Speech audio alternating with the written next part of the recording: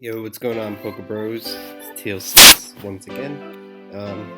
I just uploaded yesterday a recording of what I called Smogon Gold, Episode 1, Blunder vs. Reiku. It's the series I'm going to be doing of high-level tournament replays that are just, what I consider to be great games. So I kind of came up with a criteria for the replays of the matches that I want to use for this. They have to be really good games, basically very few, if any, chokes on either side. The games have to be exciting in the sense that they can't just be procedural. You can't switch to your resist for 80 turns in a row and then a 50-50 decides the whole thing. And they have to be weighty, so they have to be in something like an SPL series or playoffs for a major tournament. I don't really want to. You might see a great game in the NU Open round 3, but it's not really the same as an SPL week decider or something like that. So with that in mind, I think I did mention this game as one that I potentially wanted to do yesterday. For my part, this series will have very few, if any, more games involving myself. Just simply put, you don't get too many classic matches. You don't get too many of them that often. So the odds of me being involved in any more would be pretty slim. But this game, I think, is definitely one. I would say it's actually one of the better matches of SPL 7. Probably the best, at least in my estimation, the best ORSUU match during SPL 7. And it's a real thriller. And I also like it a lot because it was, I will say this is probably the best I myself have ever played. Prior, I feel like this match was probably the culmination of my, I guess, playing abilities for some time. I hit decent heights during Classic, but I still think that this SPL run probably was my best. So just as a little bit of backstory, this is my week 7 match. I was 6-0 going into it. It's probably the first game I could say I played where I felt no pressure, because I thought to myself, all right, I already won 6 in a row. My team, they really can't bitch at me if I lose at this point. So I went into this match just looking to have fun. I wasn't confident because I think Kokoloko is a really great player. Someone I hadn't faced off against before, but it's just no matter how well I play, he could always be playing better. It's not like there's a lot of players that if you play them and you're in good form, you'll beat them. Coco's not like that because his highs are higher than mine or at the same level. So it's hard to say I could play really well and still lose the game. So it was one that I wasn't confident in, but I wasn't nervous either because I was just looking to have a good match. The replay viewer is a little bit different this time because I had to download it because the replay viewer was dead at the time of this match going down. It was fixed a few days later, so we're one of the 2 or 3 matches that don't have proper replays uploaded during this week because we played fairly early into the week. So this was probably when I would say at my best in ORSUU. Without wanting to be haughty, I think this period I was the best ORSUU player. Even if it's pretty slim margins between folks like me, Hikari, Coco, the SPL crew, I guess, at that time. Definitely have passed that mantle on now. I haven't played the tier in months, and I'm not very good at it. I don't think I've not kept up with the meta very much. So taking a look at this game, I can give a little bit of insight that I won't have for some of the other games, because I do know my own thought process going into it. So going into the match, a big thing that I had gotten used to doing during SPL, I was only playing by principle 2 games a week. I would play 1 test and then the actual match. So this is my 2nd game of the week. Actually, it might have been my first. It was my first because I don't think I even tested this team. But a big part of that meant I wanted to use stuff that I was super comfortable with using. And you can see I repeat the Mega Sceptile pattern a lot. I use that because on offense it kind of covers a lot of things. Swampert, Rocker, great pivot. Slurpuff, amazing win condition, forces your opponent to play a bit differently usually. Alakazam was just broken when it was in your U. I used Choice Banded Machamp because Teddy just kept asking me to, so eventually I caved and used it. And then finally Scarf Hydreigon to put a little more speed on the team. When I built my team, I was kind of running out of ideas at this point in SPL. And so I built it with the express knowledge that it was weak to two things. Fat Steels and Florges. It could deal with other fairies that were in the tier at the time, because you have to remember Sylveon wasn't in the tier.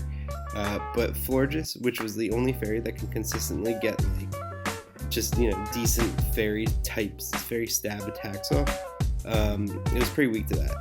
And I accepted that because Coco never used Florges and he never used Fat Steels. So I was like, fuck it, I'll be fine if I'm weak to those because Coco just is not something he likes to use. But then I clicked accept and I saw Fortress and I saw Florges. So my team, I gave you the explanation for that. Coco's team's going to be fairly similar. Banded, Crocodile, Pursuit Aerodactyl, Calm Mind Florges, Calm Mind Rest Suicune. I don't ever find out, and I don't think it even matters if it has Roar, because the only thing it would potentially be able to roar this game would be Slurpuff, but I wouldn't set up in the face of that most likely anyway. He has a pretty unique spread on Fortress. Retains a good amount of physical bulk, but it does have a decent chunk of special in there. And then I'll lay 4 Alakazam. So looking at the teams, we both have a pretty funny thing going on here. My CB Machamp wrecks him, and his floor just wrecks me. So let's get right into it. Well, I should say right into it. So starting off, he leads Alakazam, and I lead Hydreigon. I lead Hydreigon kind of as a catch-all. Leading Florges wouldn't be a terrible idea for him, but because of how well it matches up against everything on my team. But I think that's why he led Alakazam, with the knowledge that if I analyze that Florges is the best call for him, then Machamp would be the best call for me, because I can threaten it out with a CB Heavy Slam, which does Oko even like Max Florges. So knowing, thinking that could be the case, I kind of went one level beyond that and said, okay, I'll lead with Hydreigon because it will cover, Scarf Hydreigon can cover Arrow and Alakazam. So he actually gets me turn 1. I do not Dark Pulse because Dark Pulsing is a really hard play to pull the trigger on there because of the Florges in the back. And I can't afford to give Florges free turns. That's the fact of the matter. So Coco recognizes that and says, okay, I'm just going to get an attack off then. So he goes right for the Dazzling Gleam. That's about half to my Alakazam. We're obviously both going to be max speed, so this is a speed tie here for the kill. But I decided that, my reading of the situation, I had to be super aggressive. So I decided that I would play really aggressively here, pull back out into my own Hydreigon, assuming that he would not Dazzling Gleam again, because he does not want to lose his Alakazam considering how much damage it can do to the rest of my team. So he actually does pull back into his Aerodactyl, hoping to trap my Alakazam, but like I said, I go back out into my Hydreigon, and now I have a bit of momentum. I can't Oko this from full, and he knows that because he knows I'm Scarf, so I do just U-turn out of there. Coco, not wanting to forfeit momentum, decides just to make the most out of the turn, and he knows I'm going to go into Swampert. So we're 3 turns in, and already there's been 4 or 5 predictions. In order, he can't throw momentum away by letting me U-turn on something else, because anything else that I U-turn on, I'll have a really high turn of momentum. Aerodactyl actually probably, it's probably best for him just to get some utility out of turn 3. Oh, sorry, there's someone outside my door. So he just goes for Earthquake this turn. Gets as much damage off as he can on the Swampert. So it's basically pretty obvious that he predicted me. And he got what he could for the turn. But this does give me a chance to get up rocks. So I go for Stealth Rock as he switches into Suicune. Just pretty fairly simple play on both of our parts. Here he totally wrecks me. My only great switch into this is my Sceptile, but my backup switch in would probably be Hydreigon, depending on like what I want to take the Scald and just kind of reestablish my momentum. Realizing both of these, Koko decides, okay, now's a great chance to start abusing his matchup. So he pulls right out into Florges, knowing that I'm not going to stay in Swampert, obviously, on a Suicune. I do bring in Sceptile, which I don't want to lose just yet, so I go right back out into Swampert, and I have to eat a Moonblast. So this is the start of a pretty fun series of plays. So looking at the board, like I said, Florges being in is like a fucking nightmare for me. And he knows that. He knows how much it pressures my team. So what I'm deducing from here, okay, Swampert's not going to make it out of this with the ability to still check Aerodactyl. Like, that's just going to be a fact from now on. It's certainly not going to be able to check Crocodile either. But he is going to prioritize maintaining Florges to just ravage my team in the following turns. So those are both like, and he recognizes that I know that on his side, but he still has to kind of play by those rules. So the situation's highly in his favor at the current moment because he made that double and just kind of pulled momentum really strongly in his own favor. Great play by him, and I was sweating here. So full Florges on weekend Swampert, I just go for the EQ. The fact that I live another Moonblast is actually pretty crucial. So he goes for this Moonblast, leaves me at 8, and I EQ, put him down all the way to 37 or 43. So this is pretty important because obviously this has synthesis, right? Every good Florges does. So if he can end this matchup, the Florges and Swampert matchup, at something like 70% health, that's much better for him than if he ends it, where he's at, like a little less than 50, because then 70, except I can't like that one anymore. I can't keep it there and reach that, basically. So it's only coming in. So knowing he's going to put that frequency here, I have to get super aggressive shot and pull in some action like that. Like right now with the CB heavy slam, he at this time does not know what set I am. I forget if Assault Vest heavy slam kills, but I actually don't think it does. I think it does like 89 max or something like that. But Koko's not insane, so he's not going to throw away his Florges here, because even one of the great things about Machamp, and especially CB Machamp, the one that I'm using right now, is that even if I incorrectly predict, right, like say I go for Dynamic Punch and stays in, I have a 50% chance of being rewarded anyway. If he just hits himself, I can, pull out the next turn. So he goes right into his Suicune, and I hit it with a Dynamic Punch that does a ton and confuses the Suicune. So the reason that I switch out here is because Machamp, even without an Assault Vest, can take a Florges Moonblast from full. So that I know that that's going to be super crucial at some point in the rest of the match. I don't know how fast his Suicune is just yet, so I can't risk it breaking out of confusion and hitting me with the Scald. He does actually hit himself. The Scald would not have killed my Alakazam. That's a pretty important part.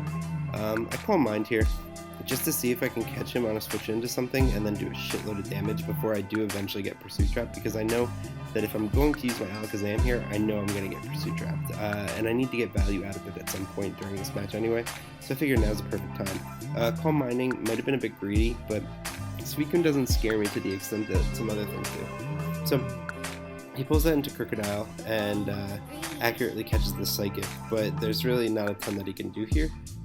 Because he is banded and he's slower, so I'm just going to Dazzling Gleam. Even if he predicted that, there was nothing he could go into. He's not going to let Aerodactyl take rocks and a +1 Gleam. This gets hit by a Focus Blast the turn after, and I think just dies. And Florges, he cannot risk that much. So I do just take out the Crocodile as he goes out into Aerodactyl, and like I said, I know that I'm going to lose my Alakazam here. So Pursuit comes off, takes out an Alakazam, and here we go. So I bring in Hydreigon now that he is in Scarf Draco Meteor range. Koko pulls out of the way, goes out in Florges, which is a 100% stop. Unfortunately, so I don't know, like I said, if there's too many chokes in this game, I won't want to use it. It's hard to say if this is a choke or not, because we're both thinking on so many levels here. From my point of view, okay, he knows that his arrow's in Draco range, but he also knows that I need to keep up momentum and can't allow Florges to get free turns, so I might just U-turn here. So I'm thinking he won't bring in Florges for that part because he predicts me to U-turn. That's why I Draco. But Koko realizes all of that and decides to cover his base and just go to the Florges anyway. It's a pretty good play. So now I have to make use of that Swampert sack, which is the reason that I switched out before in such a perilous way, to have one sack later at some point, knowing I would definitely need it. This gives me a free chance to go out into my Machamp, and I play the turn exactly as I did before, and I just go for the Dynamic Punch, knowing that even if he does stay in, I could potentially get rewarded by him hitting himself. So I confuse the Suicune. Here, I do not think that I have as much leeway to switch out into Sceptile, especially because he's shown his willingness to switch into Florges before when he sees that switch is like overly easy to make. So I go for the Dynamic Punch again. It appears he doesn't have Sleep Talk because he is faster, but he doesn't go for it. So I get a bit lucky here. The chances of him, if he was like Calm Mind, Sleep Talk, Scald, Rest, the chances of him hitting me are what, half of 33%, so like 16%, say 16.5. That was a risk I was willing to take, but if I did get hit there, the game was actually probably over, because I didn't have much of a chance to win at that point. So my second Dynamic Punch comes off and kills the Suicune. He goes out in, one thing to note, by the way, is I'm running perilously low on Dynamic Punches here. I hit Suicune with 3 of them, which is 6 PP. So I only have 2 left at this point. He goes out into the Alakazam. Obviously, I cannot take this hit, so I go right out into my Sceptile, knowing that I am timid. So I do Speed Tie with Alakazam. So I can just go for the tie here, see what happens. If I lose Sceptile, it's not the end of the world, but it does suck a little bit. He wins the Speed Tie and takes out Sceptile. So I go right out into my Hydreigon. U-turn's a fine play for me to go for here. U-turn's a fine play for me to go for here because it takes out the Alakazam, obviously, and I can reestablish momentum against anything that comes out. Arrow on his part is actually a really brilliant play because it forces, the only thing I can bring in here is Machamp, and it forces me to lock into Bullet Punch. So I do go for the Bullet Punch and I kill off the Aerodactyl. This does give that free turn to his Florges. So this endgame actually gets like stupid complicated. So my Slurpuff, basically what I was thinking of doing is like I'm going hard into Slurpuff here anyway. If he goes for Moonblast, I can double out again into Machamp, take the Moonblast, get cut down to like 8% health, and then we have to play that game again anyway, where I would probably just go for Dynamic Punch, to be honest. As long as Machamp is able to come in again, it doesn't really matter what health he's at, and I will use my one Moonblast hit at some point. So I pull right out into Slurpuff. So the reason that Koko does, he goes for the Calm Mind here, is it puts this into like a roll. There's really just a lot going on here that it becomes pretty difficult. So he gets a pretty low roll with this Moonblast. I think that's actually like almost min, basically, which puts me in a pretty advantageous position. But if he did kill my Slurpuff, I come back in with Machamp. He's not going to leave this in because otherwise my Scarf Hydreigon just kills. So I Dynamic Punch into the Fortress and 2-hit KO it. He goes back into Alakazam, Dazzling Gleams, as it's basically a 50-50. Like, if he Psychics, I think he kills me from there. If he Dazzling Gleams, he does not kill me, and I kill Alakazam. And then I just sack Hydreigon and I win with Machamp. If he Psychics and I go into Machamp, then I U-turn onto, I U-turn against the Florges, bring this in, Heavy Slam, and win. There's so many different routes that this could go. So because I live the +1 Moonblast, my Slurpuff comes out. This is actually a misplay on my part because obviously he is not going to sack Florges, and he's not going to play for the miss there. So I should have Drain Punch right off the bat. I think 2 max roll Drain Punches would have actually killed this Fortress, but instead I go for the Play Rough, get 43% off, and then I just Drain Punch the next turn as he kills me. So I bring out this. So again, we get into some pretty interesting scenarios. I bring out Hydreigon here, knowing that, okay, one, obviously he's going to let Fortress go down. This causes him to bring out the Florges, and I know that Machamp can still take one Moonblast. So as he Moonblasts, I'll go right into my Machamp, and then if he stays in and does Moonblast me and doesn't get the crit, I click Heavy Slam and I win no matter what. Because if he switches to Alakazam, it dies, and then I outspeed and kill Florges. If I kill Florges, and then he revenges me with Alakazam, the next turn I kill it with Scarf Dark Pulse. So he goes out into Florges here, and Coco makes a really good play. He doubles himself right into Alakazam, and then it's causing me, like, this is a 50-50, it's causing me to either Heavy Slam or to Bullet Punch here. I decide to go with the quote-unquote safer move, because if you do consider it a pure 50-50, right, like there's a 50% chance he stays in with Alakazam and 50% chance he stays in with Florges, or he switches to Florges. The Florges 2-hit KO with Rocks plus 2 Bullet Punches from CB Machamp is a roll. But the roll would be in my favor, especially considering crits in this case. So if you consider the switch itself a pure 50-50, then I think it is 100% necessary for me to Bullet Punch here. But upon looking at the situation, actually, again, the play I could have done was go hard into Hydreigon. What that would do is if Coco does stay in here, it's highly unlikely he does anything aside from Psychic, right? Because Dazzling Gleam does not kill Machamp. So if he Psychics into Hydreigon, then I win 100% because I U-turn, stays in, he dies, then I kill Florges with Machamp. If he switches out to Florges, I U-turn and Heavy Slam and win from there. But that's a play that was really hard to pull the trigger on. Bullet Punch was this, I don't want to say safest, because it's hard to say what's safe in a situation like this. Like, if I don't get the rolls, it wasn't safe, but I do actually end up getting the rolls. So you'll see it comes in, knocks down to 74. Bullet Punch does 41, so that was actually a fairly high roll. He goes back up to 39, which I think that was a mid-roll, and then I get 39% with the Bullet Punch. And this allows me to just pick off the Alakazam the next turn, and there we go. So a big reason why I like this game is because I've never partaken in a match that's been as precarious as this. At any given turn, like, both of us could just punch a huge hole in the other person's team. I really like that this game had, like, startlingly little in the way of RNG and in the way of, like, out and out chokes. There are some plays that like this last I definitely even misstated the end game because there was a lot. There's just was a ton going on, and both of us kind of had to put our faith into one scenario or another.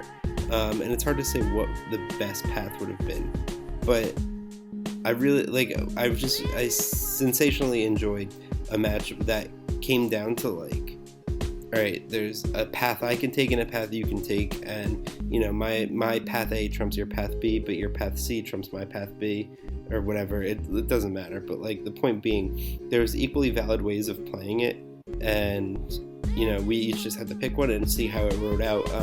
Fortunately for me, it rode out pretty well, but, like, one of the things that I really loved about this match is almost in essence it was a true 50-50.